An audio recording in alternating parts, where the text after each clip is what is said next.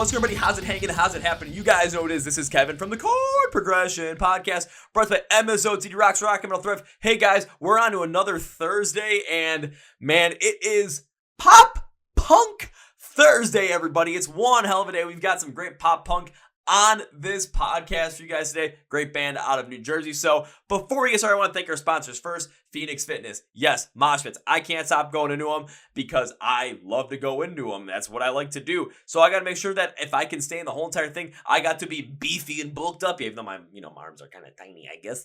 And then, be able to run, be able to, have that cardio going, have the energy going. So I'm always in the gym, running, biking, Stairmaster, lifting weights like a madman to make sure I do this. But I got to make sure I recover right, prepare right. That's where Phoenix Fitness comes in with many different supplements to help you achieve your fitness goals, like pre-workouts, both stim and stim free. I use the stim free stuff because, well, I got enough energy as it is.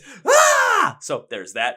Also, they do B-cell recovery compounds, different proteins, AM, PM, after workout, creatines, plant-based proteins, multivitamins, anything you need to achieve your fitness goals, Phoenix Fitness has for you. Our listeners get 15% through the code MSOTD at checkout at fnxfit.com. Link description of the podcast. Second sponsor for you guys is Custom Debuts. So they create these custom posters around anything in music, specifically when it comes to like a certain song or a certain album. So all you got to do is go to their website and say, hey, I want a poster. I want one of a specific song or specific band, specific album. So what you do is you give them the band, you give them the album. Say it's like Ice Nine Kills, Welcome to Horrorwood 2, Welcome to Horrorwood, Silver Screen Part 2. And they will literally send you a proof of a concept within 48 hours of what you could possibly have. You can make as many edits and tweaks as possible with your artist. And when you're finally, happy, you say yes, and they will send it on your way. You can get it sent either like normal poster paper. It can be a canvas printer. It can be aluminum printed as well. There are so many things you do with Custom Debuts, and our listeners get 10% using the code CPP10 at checkout. So link for Custom Debuts in the description of the podcast, and the CPP10 code is in there as well. So thank you, Custom Debuts. Now time for our feature presentation. So I got to ask you a question. Are any of you guys in love? Are any of you guys, are any of you girls, any of you men, women, whatever you associate with, whatever you identify as, are you in love with your partner?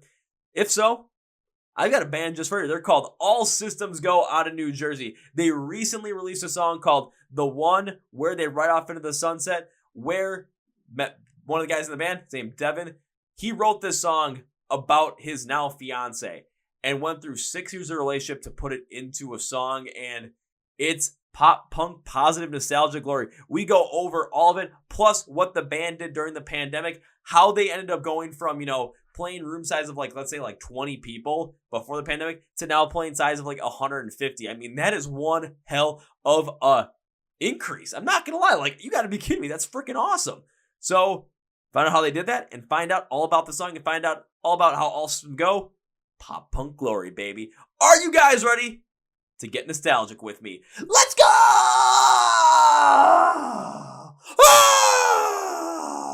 Oh, yeah. Woo! Well, ladies and gentlemen, boys and girls, listeners of the Chord Progression Podcast, when it comes to rock and metal, we go all over the scope in terms of genres, subgenres, and really dive deep into find some crazy things for you guys. And with the pop punk revival that is going on, there's a lot of great pop punk bands that have been working in the scene as of, the past 5 to 10 years that you might not know about, but you should know about them now. And do I have one of those bands in the podcast for you today? The answer is hell yeah. So coming to you guys from, I believe, New Jersey or maybe Pennsylvania, because I'm seeing two guys have Eagle stuff on right now. Well, one with a shirt, one with a poster in the back. I could be wrong, but I should have asked that for the podcast. My bad. They have a brand new song called The One Where They Ride Off Into the Sunset. It is out now for you guys to listen to. So please welcome Matt, Devin, and Joe from the band All Systems Go. So guys, welcome to the Chord Progression Podcast. Thanks for having us today. Thank you for having us. Definitely. Oh yeah.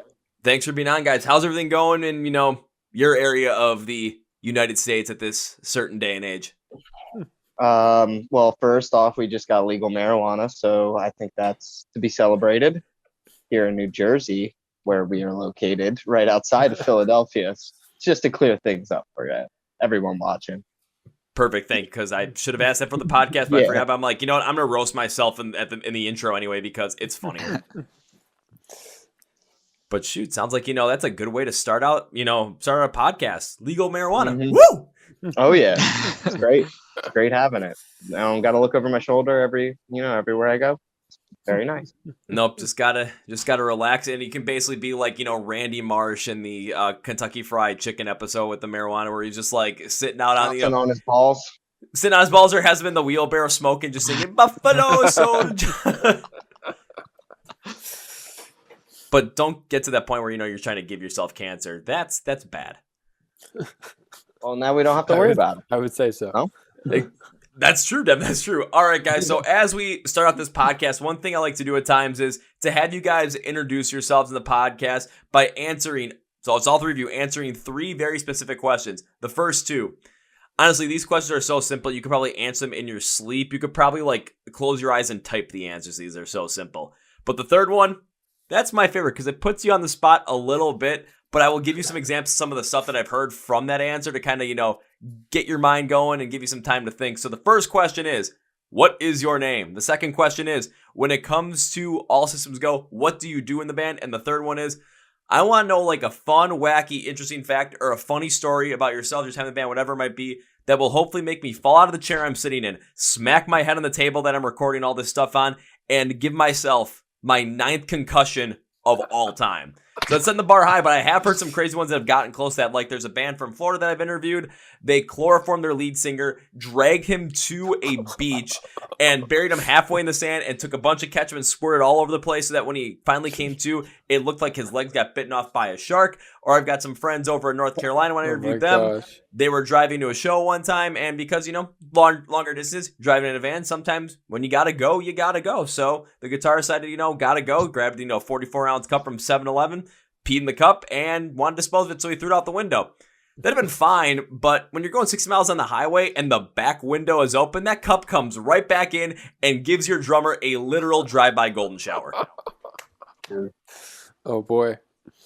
So those are a couple of the crazy examples I've heard. I usually use those too. There's some other ones I rotate in there as well, but those 2 are always the ones that stand out to me the most because those are the ones I could not stop laughing at. So whoever wants to get started, the floor is yours. All right, I'll take over. Hi, I am Devin Colmar. Many know me as Barry Drumore, actually, and I think we're going to take that and ride with it. So good looks with that. And I am a guitar player and singer in the band, as well as my friend over here. And I wouldn't say this is a band story, but there was one time that I snorted a pop brownie, so I think that's worth mentioning. I gotta ask why. That's the main thing I have to ask in this thing is, why did you do that?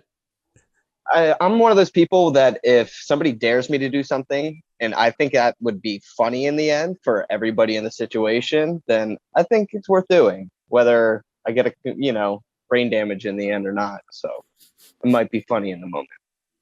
Understandable. I totally can get that. So if I were to dare you during your next live show to go out all Red Hot Chili Pepper style wearing just a sock and that was it, would you do it? Oh, it's already been done. No, we haven't done it yet, but I am very fond of taking off the clothes, as you can see in our previous music video for our last. Yeah. So if anyone wants to go and see Devin sans clothes, go check out that music video. All right, we got 2 other guys. You guys are up. Whoever wants to go next. Matt, go for it. Okay, I'm Matt, and I also play guitar and sing in All Systems Go. And I guess this isn't really a band story, but this is kind of funny, I guess. I almost burned my friend's house down once by overcooking Easy Mac and forgetting to put the water in. Your house, wasn't it? No, it was Kyle's house. Oh, what? You forgot to put milk in and you almost burnt the house down? Yep. We have 2 steps. Water, heat it up. You forgot the water. Just put it in and walked away.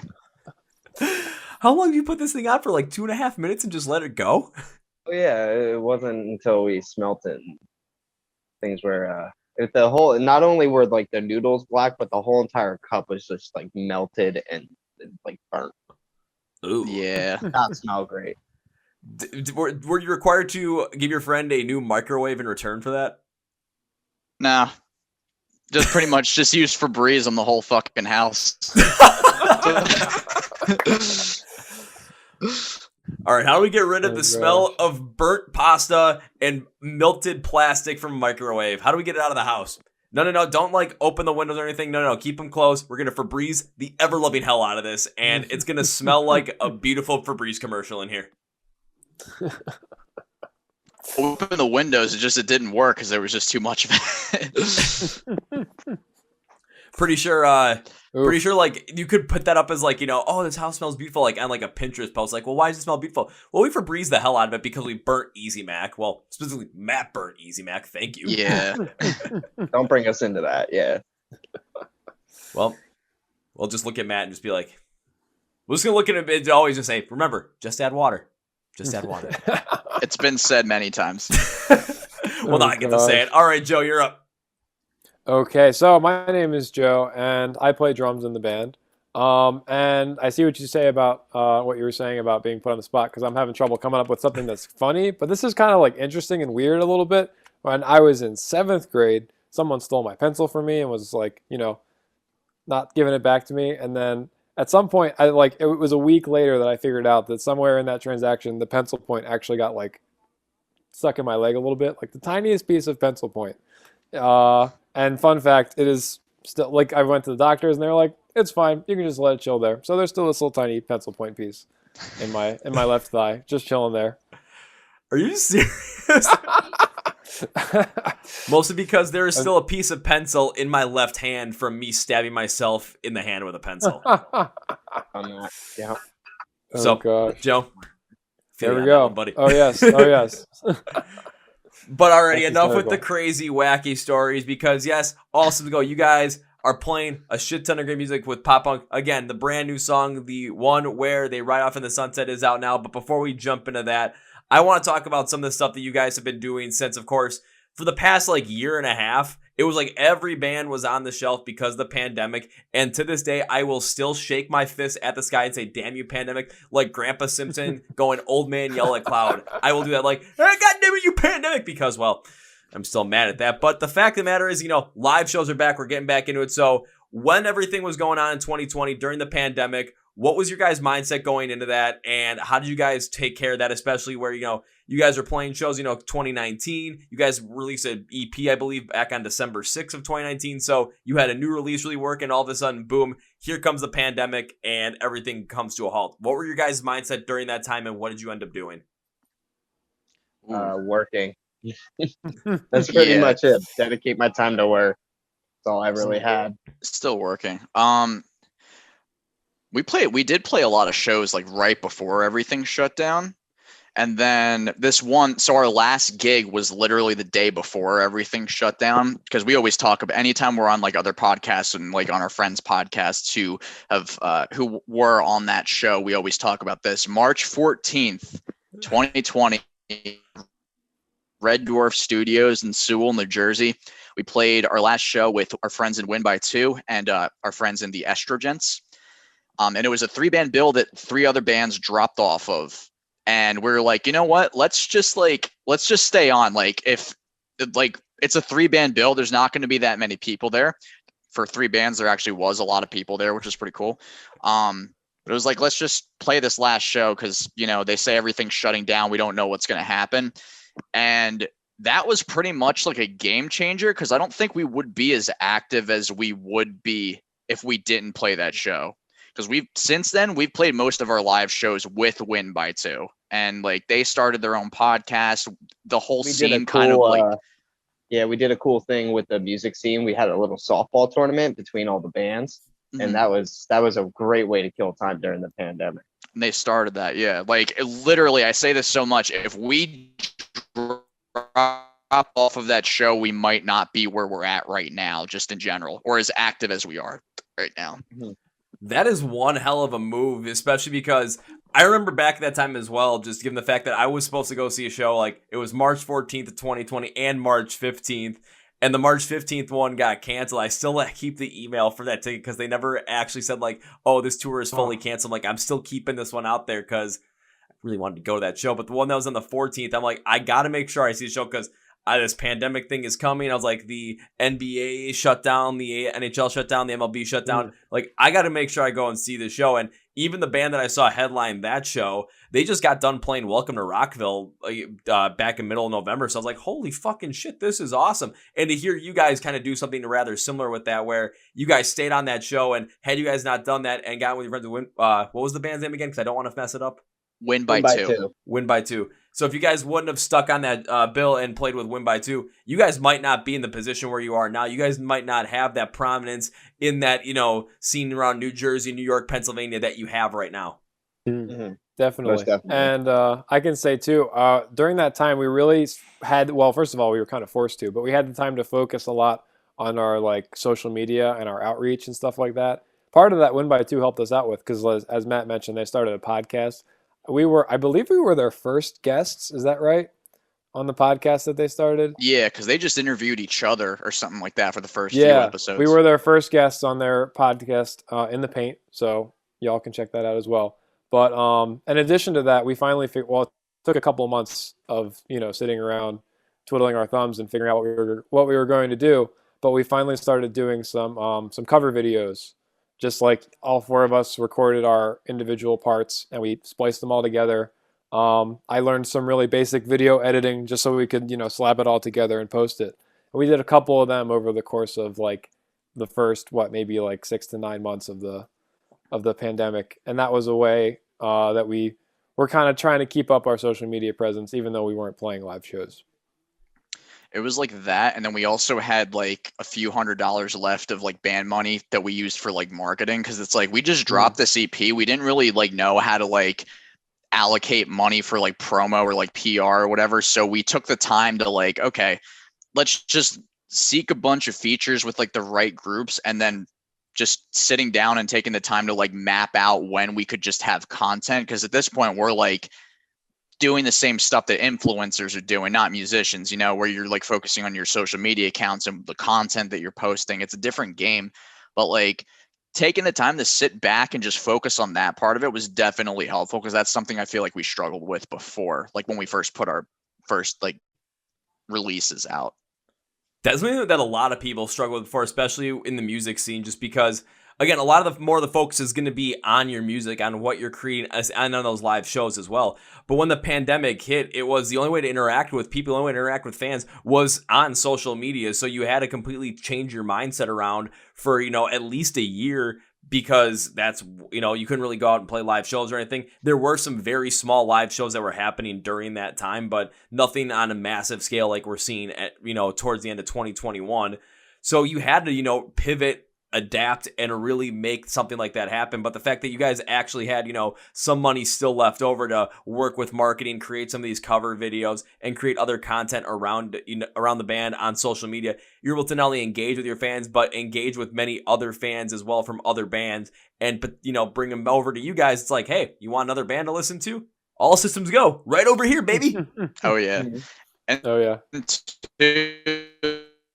With the guys with like Win by Two and then other bands like Cheer Up Dusty, Sweet Echo, our other friends from Talk of the City podcast, everyone wanting to keep their stuff going, like coming out the other side of the pandemic now, we have such like a better community like in the South Jersey scene. Like the guys in other bands who have like gone to shows like back in like the mid 2010s, like saying like when they were in their like their first bands or something like that, they've said like it's never been like as tight knit and like friendly as it is now. And I think that's the immediate result of like everyone just wanting to like get after and support each other. Because like we played shows in 2017 and 2018, we'd always be on bills where the other three bands would play their sets and leave.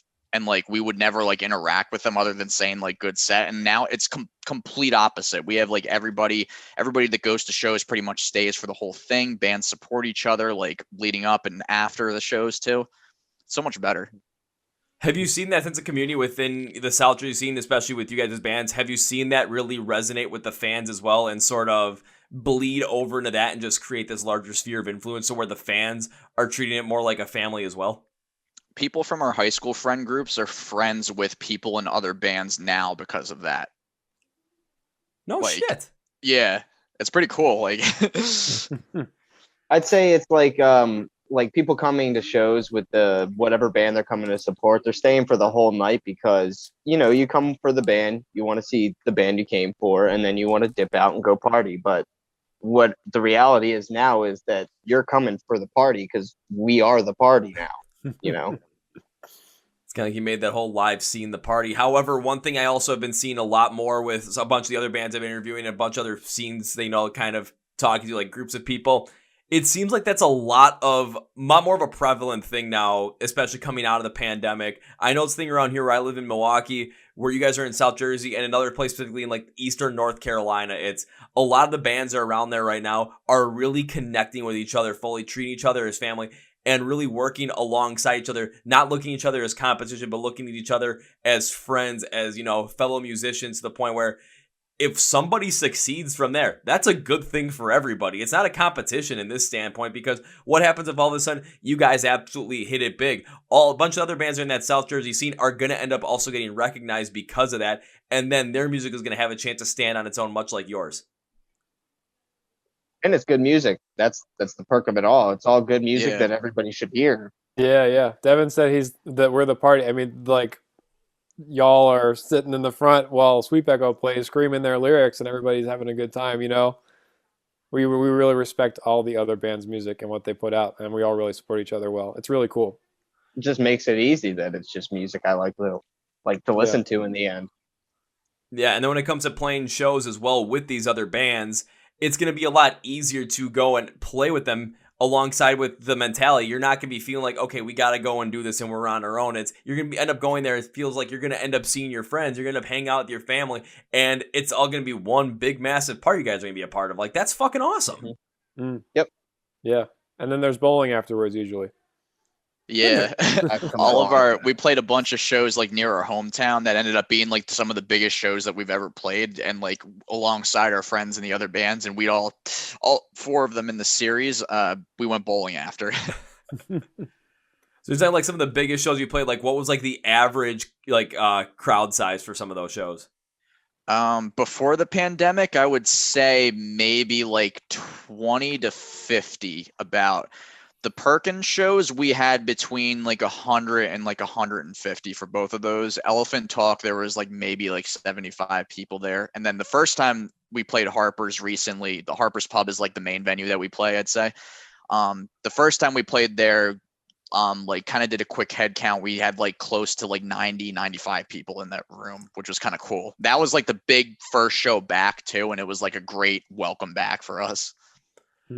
Well, I mean, just take a look at what you said just before the pandemic. Like, you guys are looking around like 20 to 50, and all of a sudden it's your lowest average in some of these is going to be 75 now. It's from your lowest previous to your lowest now. I mean, that's 3.5 times larger coming out of the pandemic. So when it comes to your influence in the scene and how you're connecting with people that are around there, connecting with the fans, you're seeing it grow to the point where they're coming out and seeing your live show, and they're really being ingratiated into that.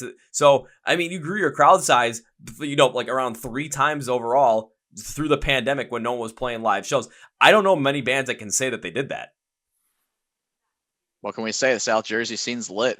It's definitely easier to like bring our friends, like convince them to come out. Like, this is where the party's at tonight. You know what I mean? Like, since everything's been like coming back.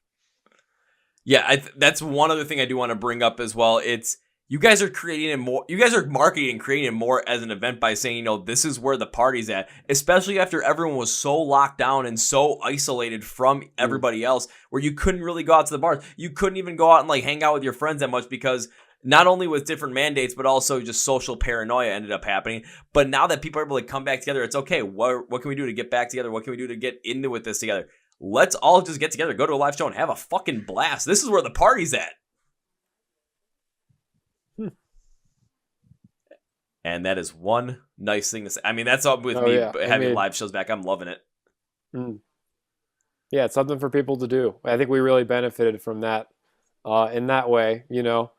The combination of the lack of shows and then the bond that we formed with all the other bands makes it that like people actually want to come out, and they missed it. They're coming back out to shows, or they just want to have a good time, and they missed that for a little while, and now they get to come back to it. So, and we get to come back to it, and we have a better time now. I think we appreciate playing the shows more. It's a little more now, since we couldn't for a while. I'd say so, yeah. It's a good old adage of you don't know what you got till it's gone, and we lost it, but now we got it back, and it's something where a lot of us have the mindset of we lost it, we got it back, we're not losing this again. Yeah, exactly. Yeah.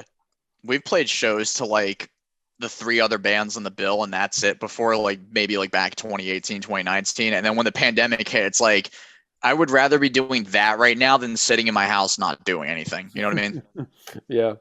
No, absolutely. Because sitting in your house just kind of like not doing anything, you're just, I mean, when it came to the pandemic, a lot of people, especially in the music scene, were working on whatever they were working on, whether, especially with people that are, you know, in bands or artists, they're working on music wholeheartedly. Someone like myself, I mean, it was like, okay, time to just double down on the whole entire podcast thing, because what else are artists doing to get their stuff out there? I'm like, I'm here. I'm willing to talk to you guys and help out. Let's go do this. So I was taking advantage of that. But I mean, for all of us, without live shows, there was a part of us that felt like it was missing. I think you guys can relate to this, where it's kind of like a home away from home. We go there, it's just we feel more comfortable than maybe any other place that we go to. Might even be more comfortable there than at home. So it just creates this whole wholesome family vibe, and especially with shows that have mosh pits. I mean, everyone knows the rule. If someone falls down, you pick their ass right back up. You could be going head to head with someone like constantly just like going shoulder to shoulder for like, 30 straight seconds. And at the end of it, you're giving each other high fives and hugs, and everyone's having a blast. It's a lot of people miss that. So I don't want to go back to the time where, I'm stuck here for 24 hours a day, not able to do anything except this. I'd rather be, doing this as much as I want to, which is, as much as I can, but then still going to a live show and going absolutely ape crazy. Yeah, the last show we were at, usually when we play with 1x2, they have these 2 guys that come out, and they're always moshing in the front. And I was up front moshing with them, and every time the dude would kick me, he would apologize. I'm like, why are you apologizing to me? This is what this is all about. We're having fun, we're goofing off. I'm hitting you, you're hitting me. That's how it works. I was also in that pit, kind of. It was good. How are you also kind of in that pit? It was a small pit. Yeah, by that I was avoiding getting kicked, but I was 2-stepping, so I was. Oh, gotcha. See, man, I'm not big of a 2-step kind of guy. I'm more of I'm in the middle, just asking people like, "Come on, someone hit me!" And all of a sudden, people come by. It's like, okay, let's just go shoulder to shoulder, have some fun. Start pushing people. All of a sudden, shit, it feels like I jammed my finger, and next thing I know, my finger from the knuckle is all the way over the top. I'm like, that's not good. Just reset and keep going. There you go. What if I'm gonna get hurt? And I mean, after we lost live shows, I'm not missing out again. Fuck that. No, and you're drunk half the time. You ain't feeling anything, so it doesn't matter. That's also a true statement, man. That's also a true statement. Okay, one thing I do want to jump into specifically is the brand new song you guys have out called "The One Where They Ride Off Into the Sunset." And Devin, from what I saw from the press release, this was a rather personal song from you, from a lot of personal experiences. So when it came to the inspiration behind "The One Where They Ride Off Into the Sunset," what was the inspiration behind the song for everyone to really get an understanding of it? So around the time of writing the song, I actually had the chorus for the song written like years ago for my now fiance when we were just dating. But it was around the time where I was getting ready to propose, and we actually had a lot of material ready to go. So we put it all together, and I was able to come up with a well-written like story of me and her from the beginning up into the point where I ended up popping the question, and now we're engaged. And you might have actually seen her walking by without her pants earlier. So shout out to her. But yeah, so basically the song's about her and our love. So like when you're writing, I mean, how did you want to construct something like this? Especially because from what I saw from there, this is like a 6-year relationship you're trying to put into like a 4-minute song. So what was the mindset behind, what you wanted to include in there and the emotion you wanted to make sure it was described in that song, so that when people were listening to it, they could hear your story, but then also take the emotion that they have gone through, maybe with something like this, with someone that they love, someone that they're married to, someone they're engaged to, and be able to relate to it, so that it's a much more powerful connection between your personal story, the other people's personal story, and the song as a whole with the core emotion in the middle. So I think actually what it comes down to is I wasn't thinking about what everybody else had to think when it came to writing the song. So a lot of like the ambiances and metaphors are just like things that relate to our me and her personally, like the bong rips and just being alone in a big ass city, like just the thought of that with just me and her, and being able to be where usually there's millions of people, which is just a gross thought to me. just being me and her, that would be amazing. And I'm sure I'm not the only one that finds other people gross. So that's basically what it comes down to. Yeah, I'm sure you're not the only one. So, Matt, Joe, when it came to like listening to the song and really putting it together alongside with Devin to really create, what ended up coming out to really hit on that emotion, what was that like in terms of really helping write this song and really compose it, put it all together? So the instrumentals for this song. So Devin had the chorus for the song first. And the weird part about this is it came together so fast, and it came together like mostly all virtually until we all sat in the same room. So like he had the chorus first, which is, oh yeah, which actually at the beginning, the original chorus sounded exactly like Washington Square Park by the Wonder Years. I'm like, we can't use. So at first I was like in our chat, we can't use this. And then it was like, well, wait, what if we just change it a little bit? And then he was like, put chords under this. So then I put the chords under it, like sang it, played it on acoustic. And then at some point, like 2 days later, I had the main riff. I was just like kind of like I had it just pop in my head while I was driving. So I stopped at a stoplight, recorded it in my phone real quick, and just like kept singing it or whatever. Hit pause and was like, this sounds cool. I'm going to put it in D because that's what he was singing the chorus in. And it's like it's about at the same tempo. So from there, having that riff and then having that chorus after it, it was like just this spark of like, okay, I know exactly what I want this to sound like. Devin, feel me out on this. It's like riff, verses in this, and it's like I had a couple other ideas that I didn't use for like a couple years. Like I had it in my phone for a couple years. I'm like, put this in a major key, put it in D, and let's like use this too and add this onto it. So like the structure of the song came together, like all the riffs and stuff that came together within like 2 days of him saying, let's use this chorus for something. And then like we demoed it. The demo actually still only has him going da da da da da da da da, so that, like not having like the rest of the words done yet. But once we had the demo down, then it was like, okay, we know what this song is, and we know like this sounds like us, which is good. This is going to be something that we're going to definitely like want to release soon. Yeah, and anyone who's listened like we don't want to sit on this one, Yeah, and anyone who's listened to I'm Trying knows that Devin writes really, really awesome choruses. So the song had a great start, and Matt's riffs always make things better.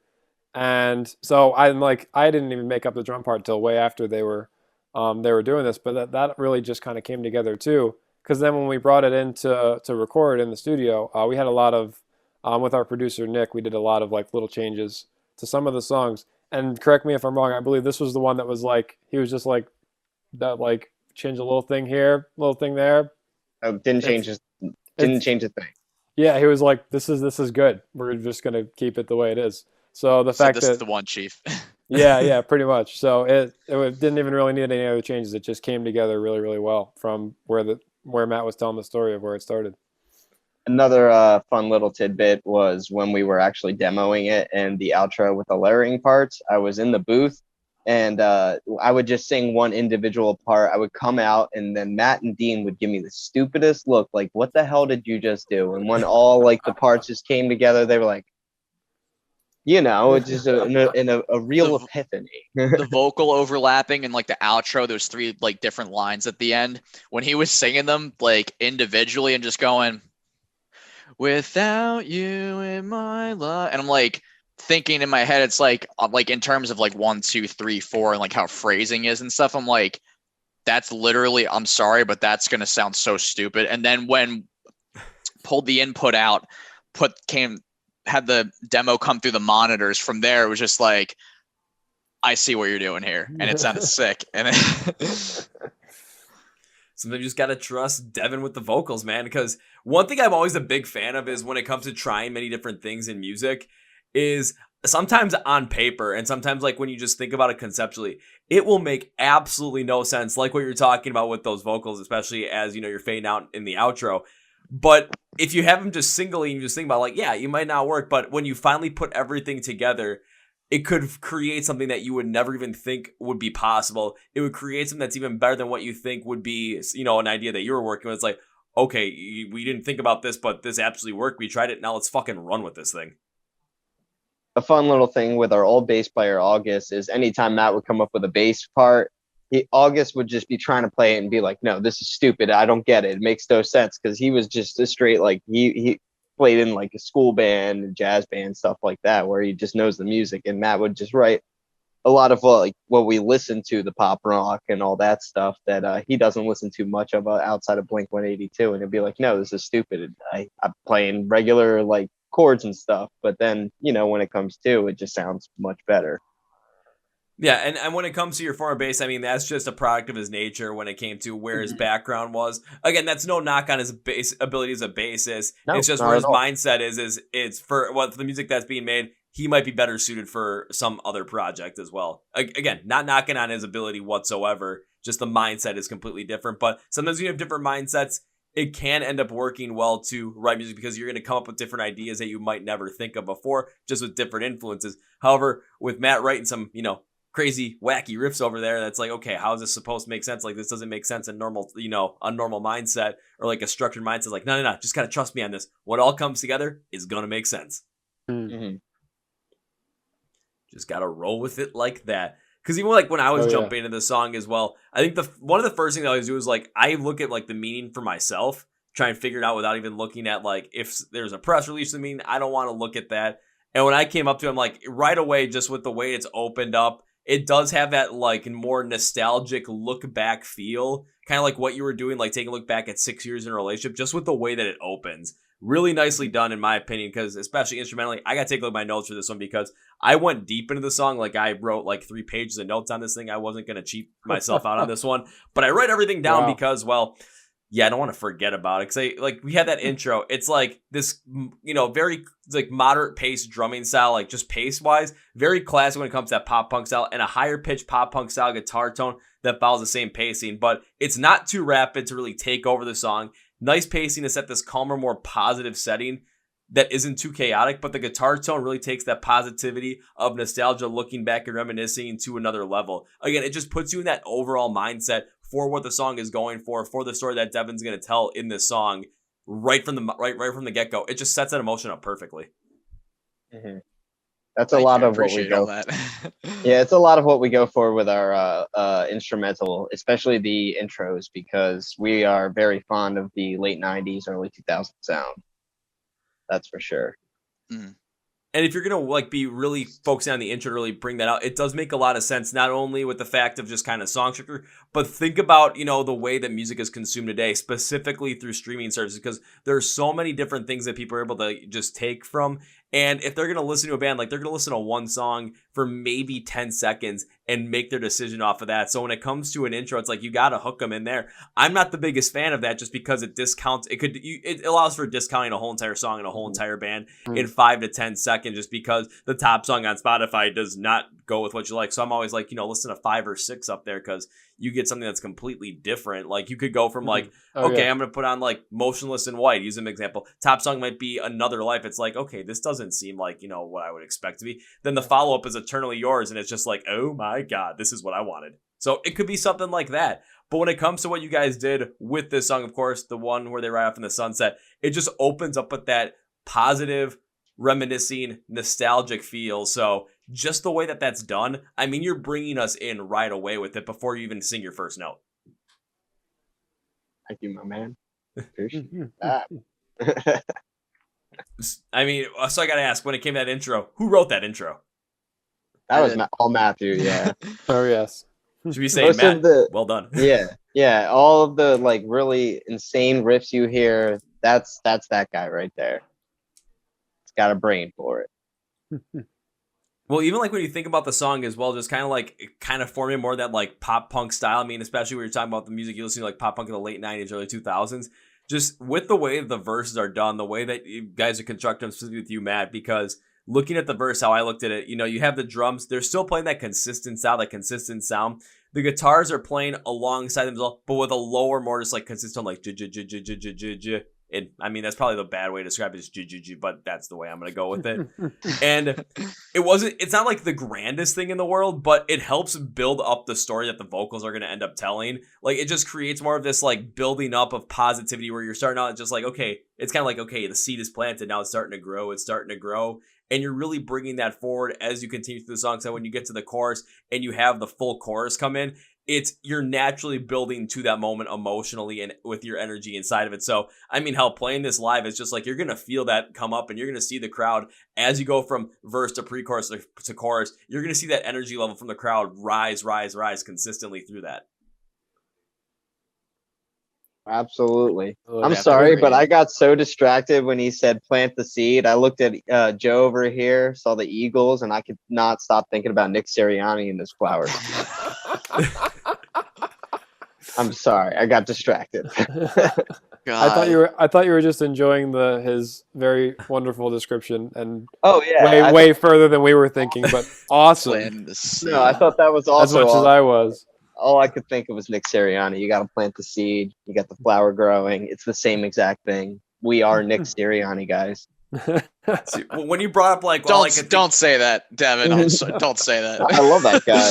I'll say, Devin, when you said to plant a seed, like the first thing my first thought was like, oh man, did he just like think like, okay, you pull out a "We Came as Romans" reference right there, and I'm like, I'm kind of hoping for that you took it there. I'm like, okay, then that's gonna be a no for me. I know like 2 songs by them, unfortunately. Yeah, go see him live. It's a good mosh pit experience.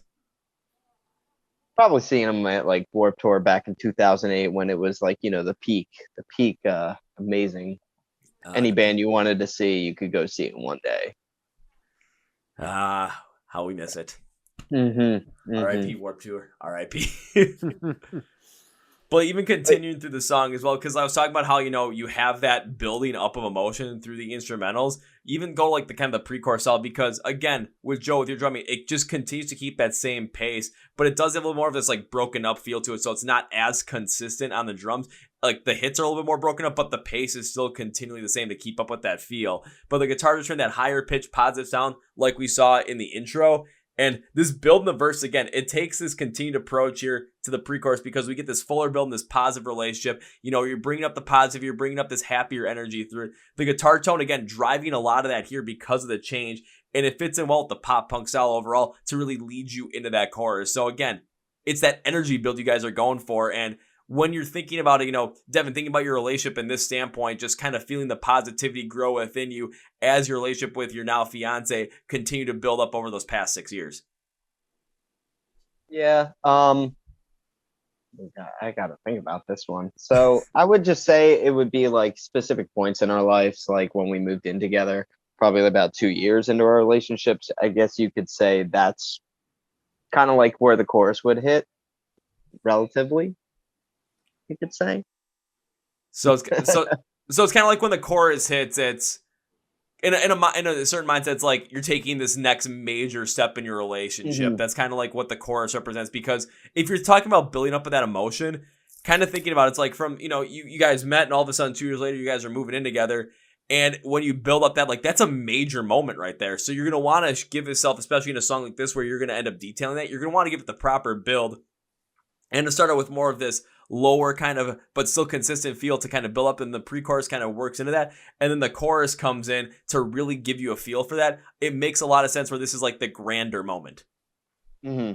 Absolutely. It's actually, the inspiration for that part specifically came from our 1 year anniversary where we went to New York, and just every experience that we experienced, I just felt like could have been better. Just me and her. And that's the message I'm trying to convey. Everything was for her. That pictures I put it on her Instagram, like specifically that one. Yeah. And that's the true inspiration for it. So it's like if Devin had a choice, he would go to him and his fiance would go to New York, and he would just like Thanos snap everyone out of there and just all to himself and his what, just all absolutely. Just that's it. Like the last man on earth. Yeah, that's the life right there. But one thing I do want to speak about the chorus, though, because I keep talking about, the building up of emotion through this to kind of give people, especially more of an idea of kind of what the song is and really how it's going to make you feel. So when you're done with the podcast, make sure you go and listen to it, because you get to the chorus and the drumming, especially from you, Joe, it still has more of that classic pop punk flow to it. As the guitars keep that higher pitched style from the intro with a bit more of this cleaner style compared to it. And in my opinion, like it was fine, because when it comes to the positivity of kind of reminiscing, that nostalgia point, really looking back at something that's really important to you and makes you happy, we get the flow and the chorus really provide it. But we need to hear it in the vocals primarily, and this kind of style that you went in the chorus really allows the vocals from Devin to really show with that they're able to take the reins. It kind of gives them kind of like, okay, especially with this being more of a personal song for Devin, especially with his relationship and really diving deep into it, like this would be the moment where you're going to want those vocals to shine from him specifically. Yeah, and I would say that's actually out of the character for All Systems Go, because we're a band that's heavily driven by our deep, heavy riffs that drive the songs. And this is something that where we let the vocals take over rather than letting the guitar run the show. Yeah. But I think for this one, it was a smart idea, especially with how much more personal of a song it was to you for the person who's singing it. Right. Yeah, definitely. And the drums really something like this. It was like it wrote itself, you know. We came up with the cut at the end of the chorus. It just writes itself, you know. If that makes any sense. It does make a lot of sense, because when you're writing this, you're letting the vocals and the guitars really kind of just show you the flow of the song, and all you're trying to do is you're trying to, you know, take the emotion of it, really feel it, and then when you're writing out your drum parts, so you're just kind of letting the song dictate your emotions and letting your emotions dictate what's going to be written out and what's going to be performed on that track, and then all of a sudden this is what you get, and it just fits in perfectly like a glove. Oh, absolutely. Yeah, exactly. Just keep. Can I say something about the guitar riffs? Yes. The pre-chorus one is called, in my head, in my phone, I saved it, like, it's been in my phone for a couple of years. It's called the ice cream truck riff. The dun dun dun dun dun, because it sounds like an ice cream truck, right? Like, I was like, with the da. I'm like, oh man, now I'm like, you're starting to like unlock memories from when I was like 7-8 years old right here, man. Oh yes, and we referred to it only as such in the studio. Yes, exactly. mm-hmm. Say stop, man. You're gonna open up like Pandora's box of just weird, wacky memories from my mind. All of a sudden, we initially went from, you know, pencil jam my hand to broken finger to ice cream truck melodies. God, what's gonna happen next? Yikes! Covering all our bases. We're only halfway through the song too, so we'll find out. Well, I can be going able like to look at it the same way again now, huh? No, you can't. But like, especially because I brought up with the chorus, how the vocals of this track were really the thing that really we're gonna set the chorus apart. When I looked at the chorus, it's again the instrumentals leave us a lot. You need to have the vocals deliver on that positive nostalgic build that the prior instrumentals kind of gave us. And we absolutely got it. So I got to give credit to you guys for giving the more dynamic, higher pitched pop punk style vocal in the chorus. It plays around, you know, the pacing of the style of the song that's going on in the chorus a little bit more than what we've seen in the pre-chorus and in the verses. And it really shows how the healthiness of a positive relationship, where the small things help you build on that relationship and create something that truly makes you happy at your core. The instrumentals kind of carried us to this point, but the vocals, especially the chorus, that's what really took us home here. Definitely. And I'm literally just like, I wanted to, like, if I'm bringing up on the song and talking to you guys about, like, I don't want to miss out on anything. So that's why it's like you keep seeing my head turn to the right. It's like, yeah, I got a whole screen full of notes, and you're like, I'm not messing this up, guys. I'm really not like hearing about the song, like from this point of view, like the technical point of view breakdown. It's kind of cool. Oh yeah, definitely. And the crazy thing is, like, when it comes to like constructing a song and like putting stuff together, like actually like writing it out, putting it all together, I don't know what the fuck I'm doing. I'm literally just hearing this stuff and like putting it all together and how my mind connects with it. And it, like, it's more of like an emotional connection at this point. Right. If you feel that way about it, then somebody else that hears it's most likely going to feel that way too. You know, people are all different, but they're all the same. It's kind of the thing where it's like, you know, it's like we listen to a song, we're all going to relate to it in a different way because we've all gone through so many different things in life. But there's always this core emotion at the middle of the song, which is how we all relate to it and how we all connect with it in the same way. But again, when we put our own spin on it and put our own perspective in, our own life into it, that's where everything gets, you know, different from everybody else. But we can all trace it back to that same core emotion. We can feel it, and that's why we connect with all these songs in different ways.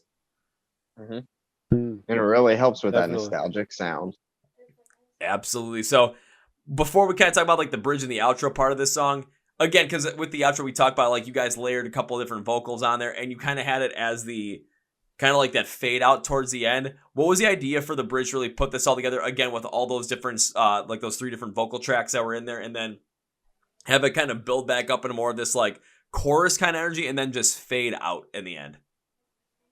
So we Matt actually came up with kind of like the just repetition type of situation towards the end of the song with a fade out, like how we already kind of had the idea of calling the song what it was. We had everything written ahead of time, except for the vocal part of the ending.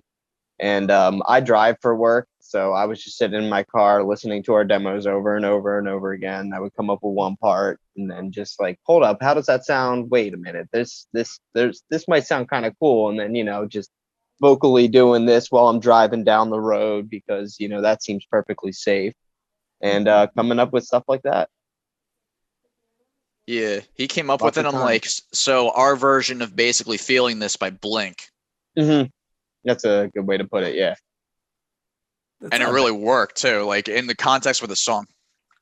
So that's not a bad way to put it, especially with people, of course, you know, people are listening, it's like, oh my God, I know Blink-182, I know Feeling This, I got to listen to this now, because you're going to really connect this, especially towards the end of the song when you listen to the bridge and kind of how the outro works in as well. You're going to end up feeling that on this standpoint, but working and just listening to your demos consistently while driving for work and just like constantly just playing around like, okay, this might work, this might not work, let's try this.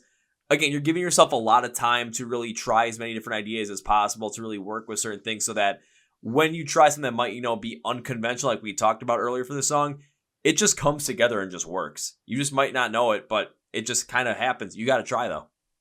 Mm-hmm. And also too, this is the only thing, I'm not going to explain it further. When we decided that's how it was going to end, this is the only thing I'll say about the fade out. We decided it was going to be the closing track. Mm-hmm. That's the only thing I'll say about that. Okay, I'm not going to lie. That does make a lot of sense in my mind, especially because when there's certain things I think about where it's just like, I'm not the biggest fan of like fade out tracks, especially with a lot because of how overused they were, especially when I was younger, because I listened to a lot of, you know, what my dad would listen to, a lot of 70s rock, a lot of 80s rock. And it was like every single track would fade out at the end. And it's just like, it just gets tiresome and just over repetitive. I mean, I can still remember like playing, like listening to like music in the basement with my dad. Like he had the tower speakers. We listened to like Van Halen, ZZ Top, Rush, Poison, and every song fade out. And this at a certain point, I'm like, can these just like kind of have a cooler ending than just like the chorus just kind of going like at the end? But at certain times, it does make sense. And on something like this, honestly, I'll bring in the fade out a little bit because it does make sense, especially with the way it was constructed. Because talking about it, get to the bridge to the outro. There's a very classic thing I've heard in a good amount of pop punk songs where it's like you have this melodic guitar of this consistent hit on the bass drum that then evolves into more of this full drum pattern as the hi-hat and snare are added, take us into this kind of like outro that kind of has a final chorus feel to it at the same time. It has more of this finality as the song drags kind of and out, like kind of just fades in the outro. And the consistency in it shows the consistency you need to make a relationship strong and have it be one that lasts. Because, yeah, it's going to be something that, like, you know, you're going to have the fade out in there, but it shows that, you know, if there's a consistency that needs to be held within there. And the fade out just kind of brings the song to a close in a way really nicely with that consistency still in mind. Yeah, something to build on to what you were saying about like chorus fade outs is we initially, as part of like the lyric section, had like a little tidbits of me singing the chorus underneath it. And we just said that sounded completely terrible. And we took the chorus out. And I think in the end, that's for the best because it provides something different for the listener where they don't lose interest at the end because it's not the same thing they were listening to before because the ending is so repetitive.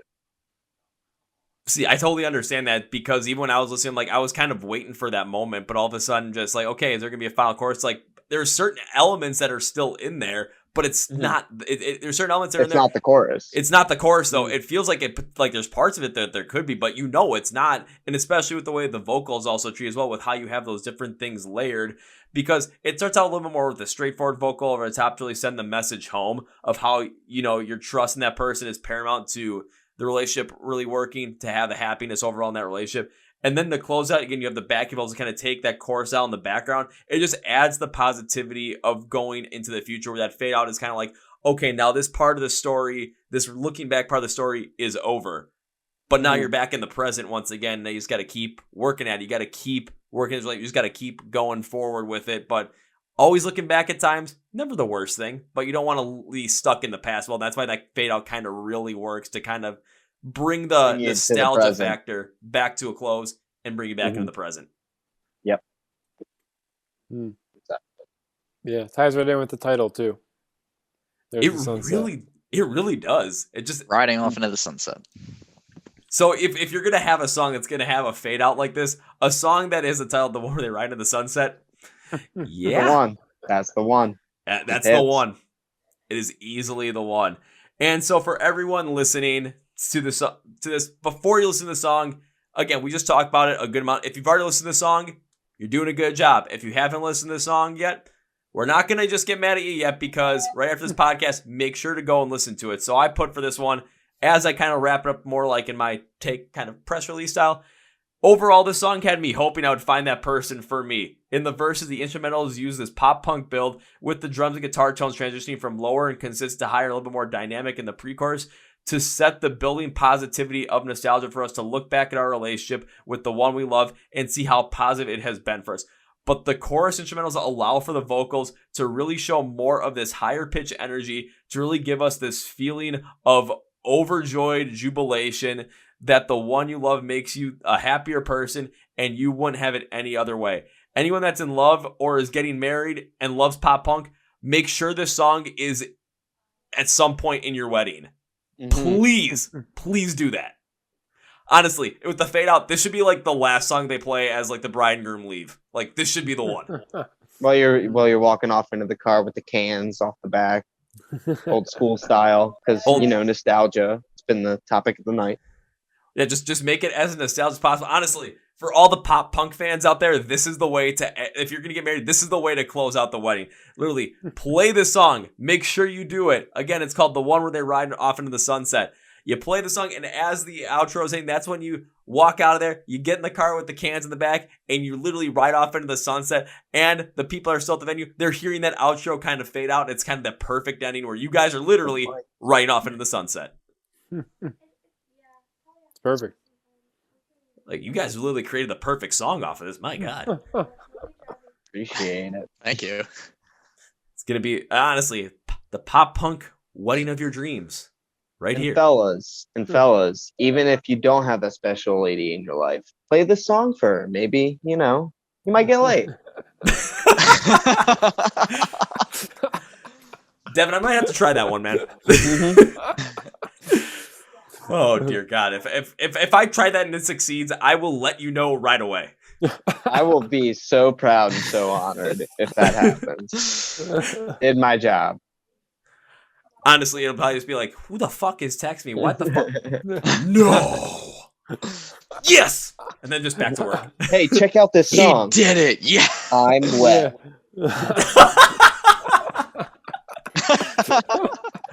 All right, I know what we're doing on Tinder now. I'm just sending everyone that song and just see what happens. That's your pickup line from now on. It's better than any pickup line I've had come up with in the past, so it's got to work. Well, guys, as we bring this podcast to a conclusion, one thing I always like to do at the end of these is give my guests, which are you guys, a chance to say anything you want to say in the podcast, plug wherever you want to plug, promote wherever you want to promote. So, guys, floor is yours. I think, first of all, we all need to have a giant party because now Britney Spears is free and we should all celebrate. Nothing wrong with that.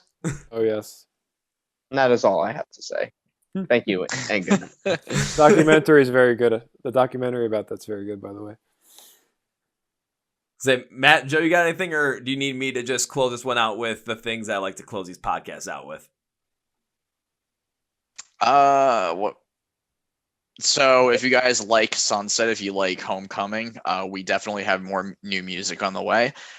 We're playing the Electric City Music Conference in Scranton Saturday, November 20th, this Saturday. And then we have a show in Vineland, New Jersey on Friday, December 10th with our friends in Fading Radiance, and then other bands that we haven't played with yet, Zenora and Ty Goes to the Runner. So that one's going to be a good one. It's free. The venue is sick. It's a new venue in Vineland, so come out to that one. Beautiful place. Nicely put. Yeah, ditto what Matt said, and we're looking forward to an awesome start to 2022. Great way to put it.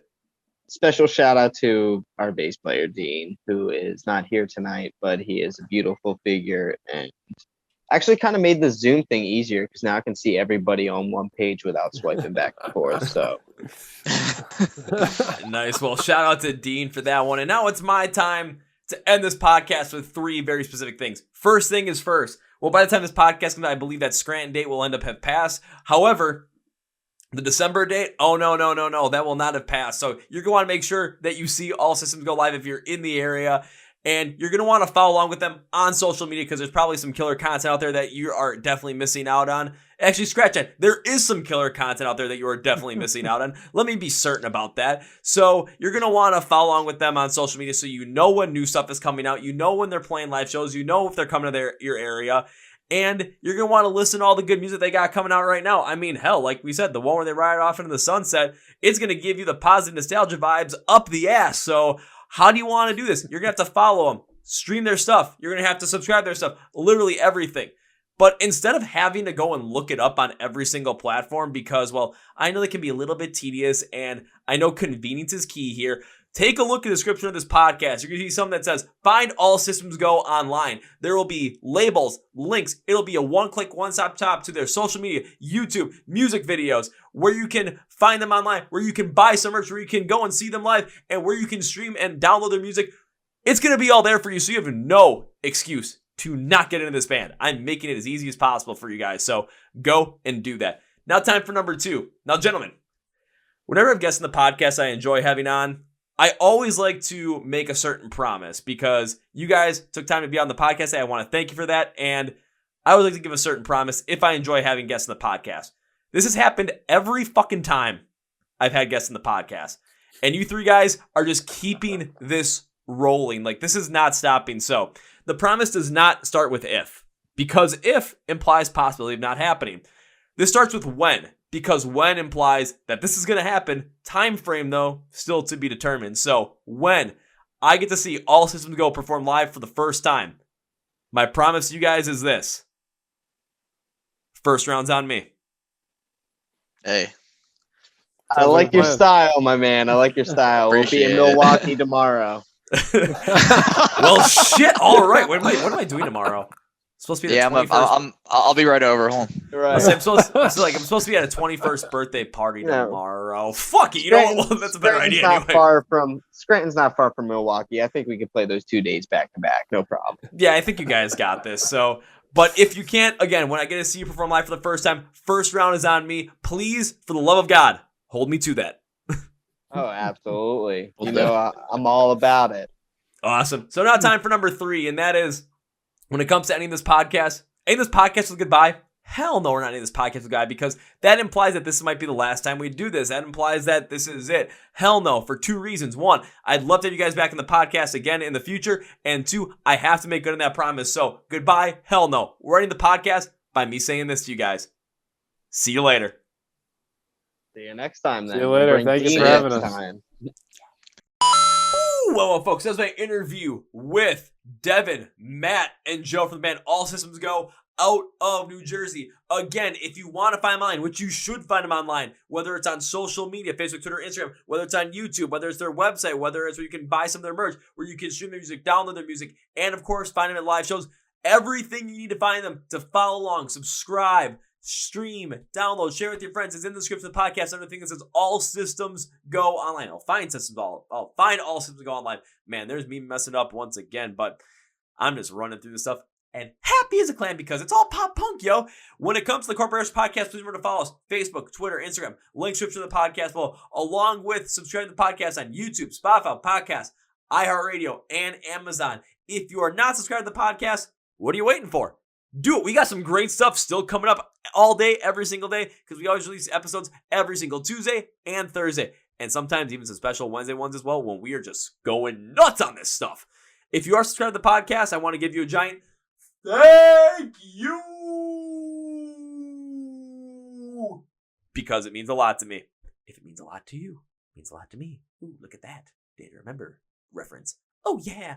Also, thank you, sponsors, Phoenix Fitness and Custom Debuts. You can get the links and the promo codes in the description of the podcast below. Again, MSOTD, 15% off at phoenixfitness.com, fnxfit.com, I should say. And CPB10, 10% off at custom debuts. Pop punk, gotta love it. So nostalgic. And if you love somebody, if you're in love and you have a wedding with your partner and you guys love pop punk, guys, girls, whoever you might be, whatever you associate with, whatever you identify as, end it by listening to the one where they ride off into the sunset. Like, close out your wedding with that and leave the venue during that outro as it fades out, because no better way to do it. No better way to do it. So on that note, that's going to be it from me, guys. Thank you for watching, listening to the Chord Progression Podcast. Brought to Emergence Rocks, Rock, Metal, Thrive. My name is Kevin, and you guys know how I end every single one of these episodes with a big, healthy, and hearty see ya.